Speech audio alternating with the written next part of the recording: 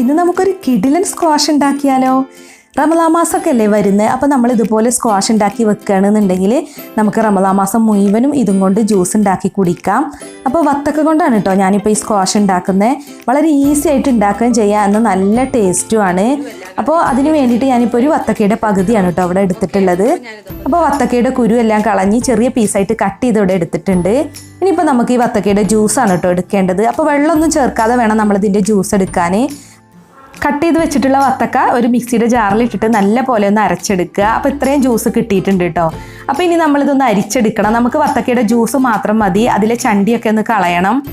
പിന്നെ നല്ല കളറുള്ള വത്തക്ക നോക്കി എടുക്കുക കേട്ടോ. അപ്പോൾ നമ്മുടെ സ്ക്വാഷിന് നല്ല റെഡ് കളർ ഉണ്ടാവും. അപ്പോൾ ഇനി വേസ്റ്റൊക്കെ ഒന്ന് കളയാം. അപ്പോൾ 1.5 ലിറ്റർ വത്തക്ക ജ്യൂസാണ് കേട്ടോ നമുക്ക് കിട്ടിയിട്ടുള്ളത്.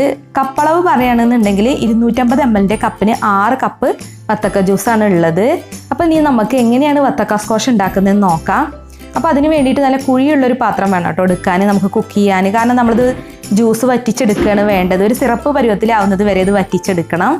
പിന്നെ വത്തക്ക സ്ക്വാഷ് ഉണ്ടാക്കാൻ വത്തക്കയും അതുപോലെ പഞ്ചസാരയും പിന്നെ ഒരു ചെറിയൊരു നാരങ്ങയും മാത്രം മതി കേട്ടോ. അധികം ചേരുവകളൊന്നും വേണ്ട.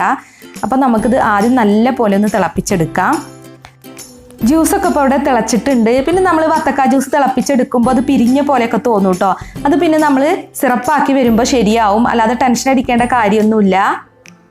ഇനി നമുക്കിതിലേക്ക് പഞ്ചസാര ചേർക്കാം. ഞാനിപ്പോൾ 3 കപ്പ് പഞ്ചസാരയാണ് കേട്ടോ ചേർക്കുന്നത്. അപ്പോൾ നമ്മൾ 1 കപ്പ് ജ്യൂസ് എടുക്കുമ്പോൾ അതിന് 1/2 കപ്പ് പഞ്ചസാര എന്ന രീതിയിലാണ് ചേർക്കേണ്ടത്. നമ്മളിപ്പോൾ 6 കപ്പ് ജ്യൂസാണ് എടുത്തിട്ടുള്ളത്. അപ്പോൾ അതിലേക്ക് 3 കപ്പ് പഞ്ചസാരയാണ് ചേർക്കുന്നത്. ഇനി നമ്മളിത് ഒരു അരമണിക്കൂർ നേരത്തേക്ക് ഇങ്ങനെ തിളപ്പിച്ചെടുക്കണം. അപ്പോൾ ആദ്യമൊക്കെ ഹൈ ഫ്ലെയിമിൽ തന്നെ തിളപ്പിച്ചാൽ മതി. ഇടയ്ക്കൊക്കെ ഒന്ന് വന്ന് ഇളക്കി കൊടുത്താൽ മാത്രം മതി. പിന്നെ ഇത് കുറുകി വരുന്ന ടൈം ആകുമ്പോൾ പിന്നെ നമ്മളിതിൻ്റെ അടുത്ത് നിന്ന് തന്നെ ഒന്ന് ഇളക്കി കൊടുക്കണം. അപ്പോൾ ഒരു മീഡിയം ഫ്ലെയിമിലിട്ട് ഇളക്കിയാൽ മതി.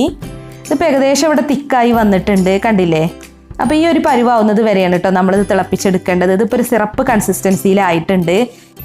ഇനിയിപ്പോൾ നമ്മളിത് തിളപ്പിച്ച് കഴിഞ്ഞാൽ ജാമായിട്ട് മാറും കേട്ടോ. അപ്പോൾ നമ്മൾ സ്ക്വാഷ് അല്ലേ ഉണ്ടാക്കുന്നത്, അല്ലാതെ തണ്ണിമത്തൻ ജാം അല്ലല്ലോ. അപ്പോൾ ഇനി നമ്മൾ ഇതേ ഒരു കൺസിസ്റ്റൻസിയിൽ തന്നെ ഇത് നിൽക്കാൻ വേണ്ടിയിട്ട് ഇതിലോട്ട് ഒരു ചെറിയ നാരങ്ങയുടെ പകുതി ജ്യൂസ് ചേർക്കുന്നുണ്ട് കേട്ടോ.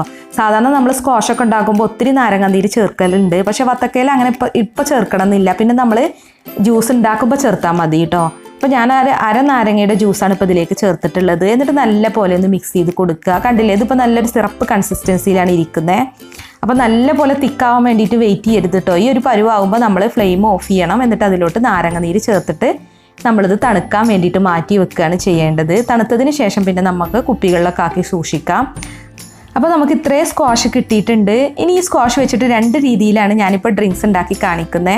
അപ്പോൾ അതിന് വേണ്ടിയിട്ട് ഒരു ഗ്ലാസ്സിലേക്ക് കുറച്ച് ഐസ് ക്യൂബ് ഇട്ട് കൊടുക്കാം. പിന്നെ നാരങ്ങ നീരും ചേർക്കണം കേട്ടോ. അപ്പോൾ ഞാനൊരു പകുതി നാരങ്ങയുടെ ജ്യൂസാണ് ഇതിലേക്ക് ചേർക്കുന്നത്. അപ്പോൾ നമ്മൾ വത്തക്ക കൊണ്ട് സ്ക്വാഷ് ഉണ്ടാക്കിയാൽ ജ്യൂസ് ഉണ്ടാക്കുമ്പോൾ അതിലോട്ട് നാരങ്ങാനീര് ചേർക്കണം. കാരണം നമ്മൾ സ്ക്വാഷിലോട്ട് അധികം നാരങ്ങാനീരൊന്നും ചേർത്തിട്ടില്ല. ഇനി ഈ ഗ്ലാസ്സിൻ്റെ ഒരു പകുതി ഭാഗത്തോളം നമുക്ക് സ്ക്വാഷ് ഒഴിച്ചു കൊടുക്കാം. ഇനി ഇതിലോട്ട് നല്ല തണുത്ത വെള്ളം വേണം കേട്ടോ ഒഴിച്ചു കൊടുക്കാൻ. ഇനി ഇതിലോട്ട് കുറച്ച് കസ്കസ് കുതിർത്തതും കൂടെ ചേർക്കുന്നുണ്ട്. അപ്പോൾ ഇത്രയേ ഉള്ളൂ, നമ്മുടെ തണ്ണിമത്തൻ സർബത്ത് ഇവിടെ റെഡി ആയിട്ടുണ്ട് കേട്ടോ. അപ്പോൾ നമ്മൾ സ്ക്വാഷൊക്കെ ഉണ്ടാക്കി വെക്കുകയാണെന്നുണ്ടെങ്കിൽ നമുക്ക് നോമ്പ് തുറക്കുമ്പോൾ ഇതുപോലെ സർബത്ത് ഉണ്ടാക്കി കുടിക്കാം. നല്ല ടേസ്റ്റാണ് കേട്ടോ ഈ സർബത്തിന്. അപ്പോൾ നമുക്കിനി വത്തക്ക അല്ലാന്നുണ്ടെങ്കിൽ ഇതുപോലെ സ്ക്വാഷ് ഉണ്ടാക്കി വെക്കുകയാണെന്നുണ്ടെങ്കിൽ വത്തക്ക ഫ്ലേവറിലുള്ള നല്ല സർബത്ത് ഉണ്ടാക്കി കുടിക്കാം. അപ്പോൾ രണ്ടാമത്തെ ടൈപ്പ് ഡ്രിങ്ക്സ് ഉണ്ടാക്കാൻ വേണ്ടിയിട്ട് ഞാനൊരു ഗ്ലാസ്സിലോട്ട് കുറച്ച് ഐസ് ക്യൂബ് ഇട്ട് കൊടുത്തിട്ടുണ്ട്. ഇനി ഇതിലേക്ക് ഒരു നാരങ്ങയുടെ പകുതി ജ്യൂസും കൂടെ ചേർക്കുന്നുണ്ട്. അപ്പോൾ നാരങ്ങയുടെ അളവൊക്കെ നിങ്ങളുടെ ഇഷ്ടത്തിനനുസരിച്ച് എടുത്താൽ മതി കേട്ടോ. ഇനി ഗ്ലാസിൻ്റെ ഹാഫ് ഭാഗത്തോളം നമ്മൾ റെഡിയാക്കി വെച്ചിട്ടുള്ള തണ്ണിമത്തൻ സ്ക്വാഷ് ഒഴിച്ചു കൊടുക്കാം. അപ്പോൾ നമ്മളിനി ഇതിലേക്ക് തണുത്ത വെള്ളത്തിന് പകരം ചേർക്കുന്നത് സോഡയാണ് കേട്ടോ. അപ്പോൾ സോഡ ചേർത്തിട്ട് തണ്ണിമത്തൻ ജ്യൂസ് ഉണ്ടാക്കി കഴിഞ്ഞാൽ നല്ല ടേസ്റ്റാണ്. അപ്പോൾ നിങ്ങളുടെ കയ്യിൽ സോഡ ഉണ്ടെന്നുണ്ടെങ്കിൽ ഇതുപോലെ ഒന്ന് ട്രൈ ചെയ്ത് നോക്കുകൊണ്ടേയും കൂടുതൽ ടേസ്റ്റിയാണ്. അപ്പോൾ നമ്മളിത് ഇളക്കി കൊടുക്കുന്നില്ല എന്നുണ്ടെങ്കിൽ 2 ലെയറിലാണ് കേട്ടോ ഈ ഡ്രിങ്ക് ഇരിക്കുക. 2 ലെയറിലായിട്ട് ഡ്രിങ്ക് കാണണമെന്നുണ്ടെങ്കിൽ ഒന്ന് ഇളക്കി കൊടുക്കാതിരുന്നാൽ മാത്രം മതി. അപ്പോൾ നിങ്ങൾക്ക് വീഡിയോ കണ്ടിട്ട് ഇഷ്ടമായി എന്നുണ്ടെങ്കിൽ ഒന്ന് ലൈക്ക് ചെയ്യുക, ഷെയർ ചെയ്യുക, അതുപോലെ നിങ്ങളുടെ വിലയേറിയ അഭിപ്രായങ്ങളൊന്ന് കമൻറ്റ് ചെയ്യണം കേട്ടോ. അപ്പോൾ നമ്മുടെ വീഡിയോ അവസാനിപ്പിക്കുന്നതിന് മുമ്പ് ഇന്ന് നിങ്ങൾക്ക് ഞാനൊരു പുതിയ ആപ്ലിക്കേഷനെ കുറിച്ചൊന്ന് പരിചയപ്പെടുത്തി തരാം.